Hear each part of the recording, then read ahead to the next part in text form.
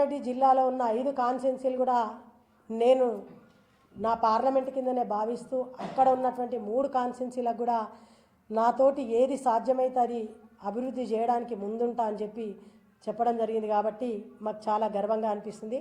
అంటే ఏ పార్టీ అయినా ప్రజలు నమ్ముకొని ఓటేసి గెలిపిస్తే వాళ్ళ యొక్క నమ్మకాన్ని వమ్ము చేయకుండా ఉంటే భవిష్యత్తు ఉంటుంది, వారికి కూడా ఒక నమ్మకం వస్తుంది.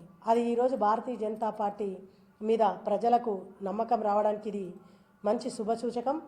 అదే at the same time MP గారి మీద కూడా ఈరోజు ఇక్కడ ఉన్నటువంటి జనానికి అందరికీ ఒక నమ్మకం వచ్చేసింది.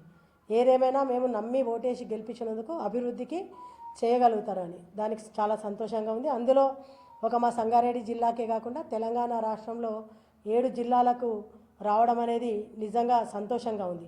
జగిత్యాల, నిజామాబాద్, కొత్తగూడెం, మేడ్చల్, మహబూబ్ నగర్, సంగారెడ్డి, సూర్యాపేట్ ఈ 7 జిల్లాలకు కూడా రావడం అనేది చాలా గర్వకారణంగా ఉంది. అంటే కేంద్ర ప్రభుత్వంలో ఉన్నటువంటి నరేంద్ర మోదీ గారు ఏ రాష్ట్రంలో మనం అధికారంలో ఉన్నామా, ఏ పార్లమెంట్లో మన ఎంపీ గారు ఉన్నారా, ఏ కాన్స్టిట్యున్సీలో మన ఎమ్మెల్యే ఉన్నారా అని ఎప్పుడు కూడా ఆలోచించకుండా ప్రజల పక్షాన నిలబడి ప్రజల గురించి ఆలోచించి రాష్ట్రాన్ని దృష్టిలో పెట్టుకొని ఏ రాష్ట్రానికి ఏది అభివృద్ధి చేయాలనుకుంటే అక్కడ తన మన భేదం లేకుండా అభివృద్ధి చేసుకుంటూ పోతున్నందుకు మరి మా ప్రధానమంత్రి నరేంద్ర మోదీ గారికి కూడా మా ఎంపీ రఘునందన్ అన్న గారి తరఫు నుండి మా సంగారెడ్డి జిల్లా భారతీయ జనతా పార్టీ జిల్లా పార్టీ తరఫు నుంచి మరి నరేంద్ర మోదీ గారికి కూడా ధన్యవాదాలు తెలియజేసుకుంటూ రాబోయే రోజులలో ఇట్లాంటి అభివృద్ధి కార్యక్రమాలు ఇంకెన్నో రాబోతున్నాయి. చాలా రోజులు కూడా పట్టదు.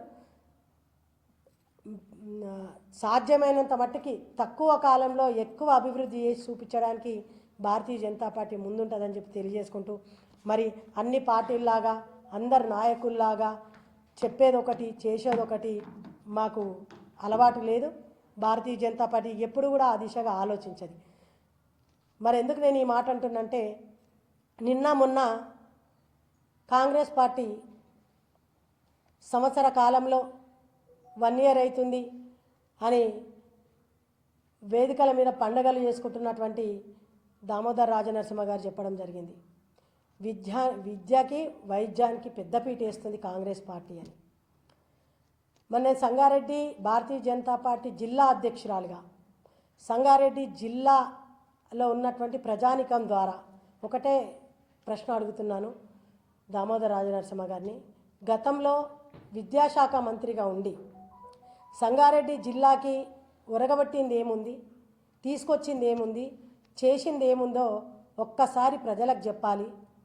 మరి సంవత్సర కాలం నుండి ఈరోజు విద్యాశాఖ మంత్రిగా ఉండి ఈ యొక్క సంగారెడ్డి జిల్లాలో ఉన్నటువంటి గవర్నమెంట్ హాస్పిటల్కి, పటాన్చెరులో ఉన్నటువంటి గవర్నమెంట్ హాస్పిటల్కి ఎట్లాంటి ఎక్విప్మెంట్ తీసుకొచ్చారు, ఇప్పటి వరకు ఏ పరికరాలు తీసుకొచ్చారు, ఎట్లాంటి ఎక్విప్మెంట్ తీసుకొచ్చారు, ఏమి అభివృద్ధి చేసిర్రు, ఏమి మెరుగుపరిచిర్రో మరి ఇక్కడ సంగారెడ్డి జిల్లా ప్రజలకు చెప్పాల్సినటువంటి అవసరం ఉంది.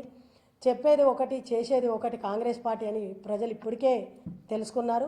మేము దాని గురించి ప్రత్యేకంగా ప్రజలకు చెప్పాల్సినటువంటి అవసరం లేదు. కానీ మరి ఈ 2 వాటికి వైద్యానికి విద్యానికి పెద్దపీట వేస్తున్నామన్నారు కదా, దానికి నిదర్శనం ఇంకా పార్టీలో ఎవరో లేరు. గతంలో మీరే విద్యాశాఖ మంత్రిగా ఉన్నారు, ఇప్పుడు మీరే వైద్య శాఖ మంత్రిగా ఉన్నారు. ఆ 2 శాఖలకి ఏ పెద్దపీట వేసిరో ప్రజలకు చెప్పినాక మాట్లాడితే బాగుంటుంది అని మేము వారికి అడుగుతూ ఈ సంగారెడ్డి ప్రజల తరఫు నుంచి హెచ్చరిస్తూ, ఇంకొకటి మొన్న చూసినాం మనం జన్మదిన వేడుకలలో ఆందోళనలో చూస్తే జర్నలిస్టులు నిజాన్ని తెలిసే సత్తా ఎవరికైనా ఉందంటే కలం బలం జర్నలిస్టులది, పత్రికేయులది. వారి గొంతే నొక్కాలి అనుకుంటే ఈరోజు తెలంగాణ రాష్ట్రాన్నే గొంతు నొక్కినట్టు అని నేను భావిస్తూ ఉన్నాను.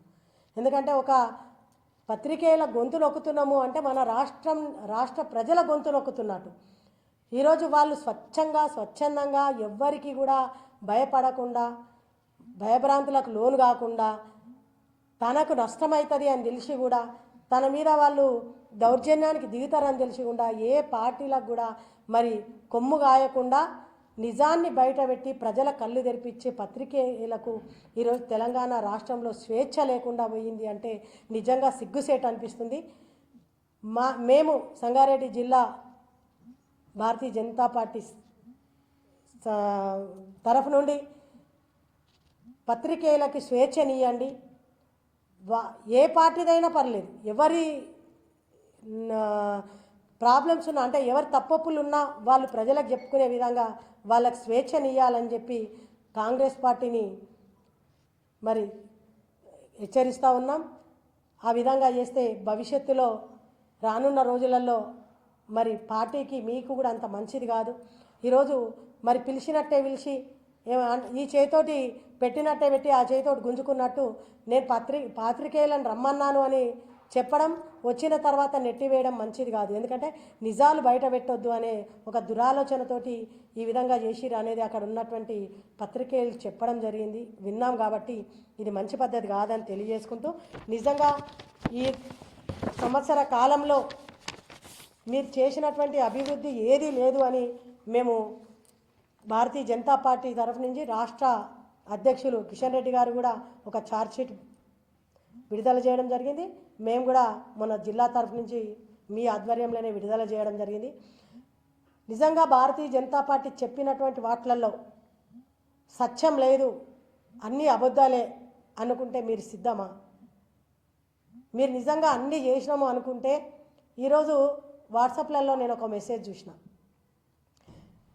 6 పాటు 66 మోసాలు చేసిందని మేము చెప్తున్నాం.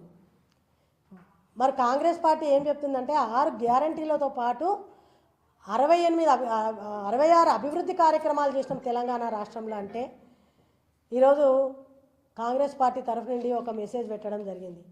సంవత్సర కాలంలో తెలంగాణ రాష్ట్రంలో ఉన్నటువంటి అక్కా చెల్లెళ్లకు నమస్కారాలు తెలియజేసుకుంటూ, మేము 200 యూనిట్లు ఫ్రీగా ఇచ్చినటువంటి ఘనత మాది. కాబట్టి మీ అందరి ఆశీర్వాదం మాకు ఉండాలి అక్కా చెల్లెలది.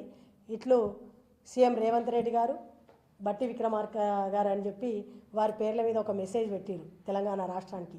అంటే నిజంగా మీరు అన్నీ చేస్తే కనీసం చెప్పుకోవడానికి కూడా 200 యూనిట్లను ఒకటే చెప్పారు తప్ప ఇంకొకటి ఎక్కడ కూడా మీరు మెన్షన్ చేయలేదు. ఎందుకు మెన్షన్ చేయలేదు?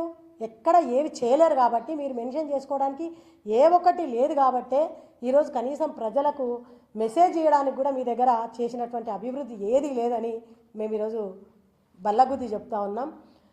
అంతేకాకుండా 200 యూనిట్లు అని చెప్పింది కూడా 200 యూనిట్లు ఇస్తా అని చెప్పినప్పుడు 201, 202, 203 యూనిట్లు కాలిన వాళ్ళకి అయినోళ్ళకి 200 యూనిట్లు నువ్వు ఫ్రీగా ఇస్తున్నావు కదా, అది తీసేసి మీది ఉన్నటువంటి 3, 4, 5 యూనిట్లకు డబ్బులు తీసుకుంటే కదా మీరు నిజంగా 200 యూనిట్లు ఫ్రీగా ఇస్తారు అనుకోవడానికి.